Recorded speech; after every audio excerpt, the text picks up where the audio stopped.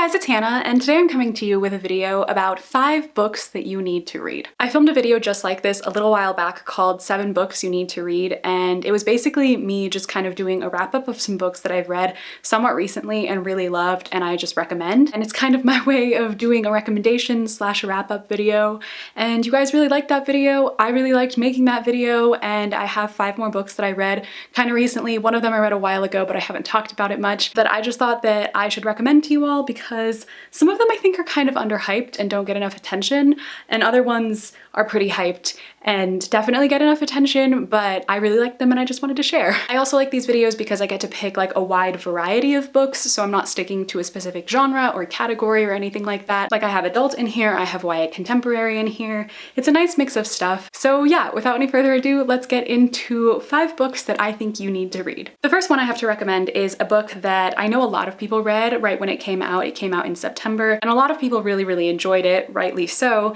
and that book is Sadie by Courtney Summers. The first thing I will say about this is that I actually recommend listening to this book as an audiobook because the audiobook is phenomenal. I actually read like half of the book and then I listened to the other half on audiobook, and while I think reading the book is also a perfectly valid way of reading it, listening to the audiobook is 10 times better because this book is told in the format of a podcast. So some of the chapters of this book are in the format of a podcast, which is called The Girls, and the podcast revolves around the murder of this young girl named Maddie and her sister Sadie, who disappears soon after her sister's murder. The other chapters that are not in the format of the podcast are told from Sadie's perspective after she has run away, and we get to find out like what she's doing. And I can't emphasize enough how phenomenal this book is. It's a young adult thriller, and I honestly think it's one of the best thrillers I've ever read. It's one of the most suspenseful. It's not predictable like a lot of other adult thrillers I've read. It's just that good. I will definitely put a heavy content warning on this for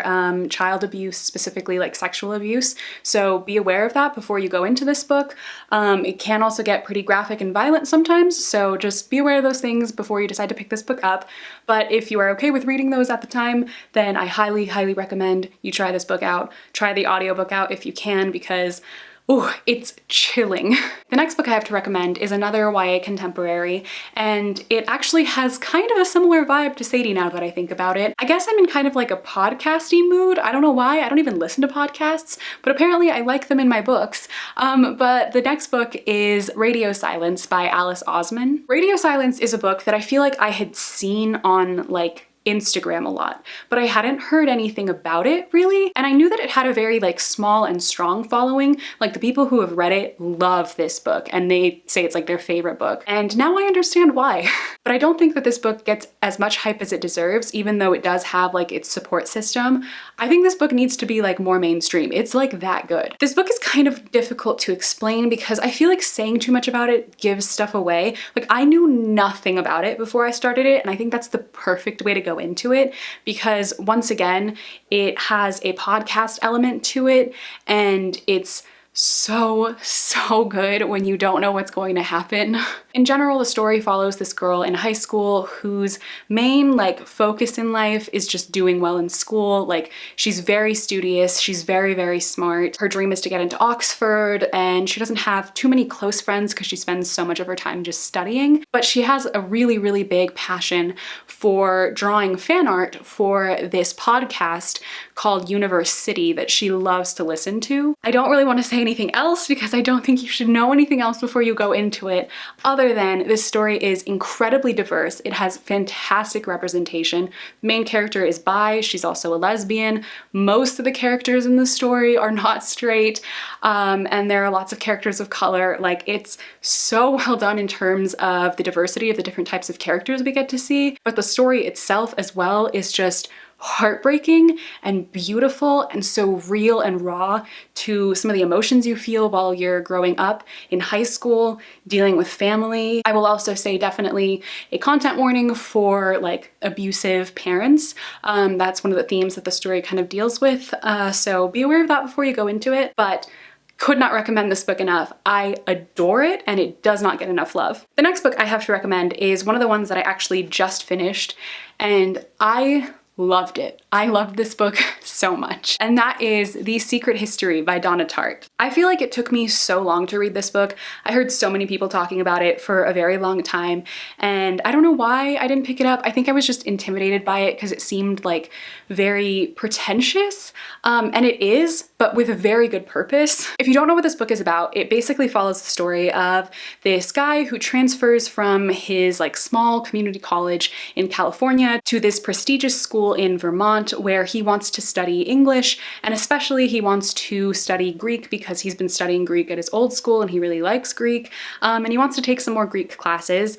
And when he goes to the school, his advisor tells him that you can't take the Greek class because the Greek professor only lets like 5 students into his class and he doesn't like having any new people in, so you're not going to get into that class. He then eventually goes to the Greek professor and asks him if he can be let into the class.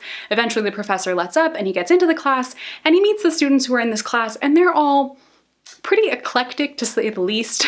They're an interesting bunch of people. And we know from the prologue of this book that one of the kids from that class, like this group of people, is dead, and we don't know how they died. So it's very like How to Get Away with Murder. That's the closest thing I can think of when I think of this book. Like I said, I was afraid that this book was going to be like really pretentious because sometimes literary fiction can border on that and I get tired of it. But this book is intentionally that way, and it's very clear because all of the characters are pretentious. They're meant to be that way. You're meant to detest all of them because they're all pretty terrible people, and I love hating characters. I love characters that have been written intentionally flawed and intentionally made for you to not like them. Like, they're all just such bad people and they make such bad decisions and they're just so terrible, but it's so much fun to read about. But yeah, I can't recommend this book enough. It's such a fun, thrilling read, very suspenseful, totally keeps you on your toes, and I loved it. The next book that I have here is one that I read actually a while ago,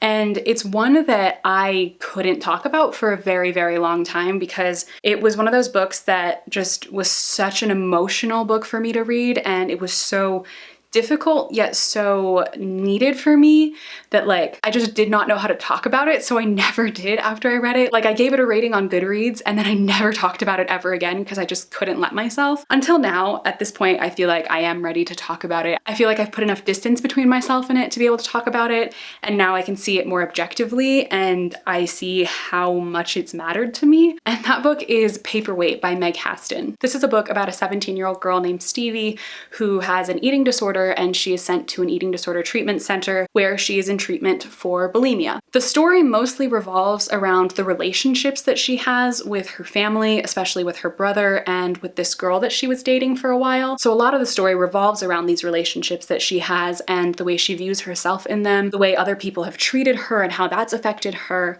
And it's just so incredibly beautiful. I think this is one of the most underrated books I have ever read in my entire life. I don't see almost anybody talking about this book, and I don't get why. I know that in my last 7 books you need to read video, I recommended Winter Girls by Laurie Halse Anderson, which I feel like gets a lot of hype. A lot of people really love that book, especially in terms of books about eating disorders. But this is my favorite book I've ever read about someone with an eating disorder. I think it's the best one, by far, the best written. It does not romanticize the illness in any capacity, and it has some of the most beautiful like quotes and the ones that have stuck with me the most. So yeah, I cannot recommend this book enough. I will say, huge content warning for eating disorders, obviously. I read this book at the right time for me. You have to gauge what's the right time for you to read this book. It can be and is very triggering, but I think that it's one of the books that has helped me the most in my life to get to where I am now with my own struggles. So yeah, because of that, I cannot recommend this book enough.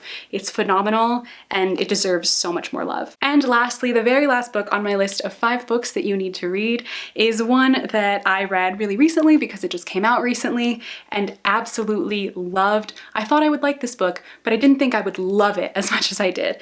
And that is An Absolutely Remarkable Thing by Hank Green. I'm sure most of you have heard of this book. If you haven't, at least you've heard of Hank Green. He is obviously John Green's brother, and he came out with a book this year, and it's wonderful. This book is also pretty difficult to explain. It's like adult sci-fi, contemporary, dystopian-ish. That's the best way I can describe it. Basically, it follows the story of this girl who one day goes like viral on the internet, and that's because her and her friend take a video of this statue that just randomly appeared in the middle of New York City, and they just name him Carl randomly because they don't know what else to call him, and they make this funny video, upload it to YouTube, and it goes viral. Then suddenly all these other Carls start showing up all over the world, and nobody knows what these statues are, why they're here, what they want, if they want anything, if it's a marketing ploy from some company. Nobody knows anything about it, but they're just suddenly there. And our main character, April May, ends up becoming famous on the internet because of this video that she made, and it starts to get kind of crazy. Like, she starts doing TV interviews, she starts getting into political debates with this other guy who starts this group who are like very anti-Carl. It becomes like this whole thing, and her life changes completely. But at its core, the story is really about our culture, our society, and fame, and social media, and how those things play into who we are as people, how we perceive ourselves, how we perceive other people. And it's one of the most intricate and well done discussions I have ever read about fame. There's an entire section in this book where he goes through the different levels of fame, and it's so good.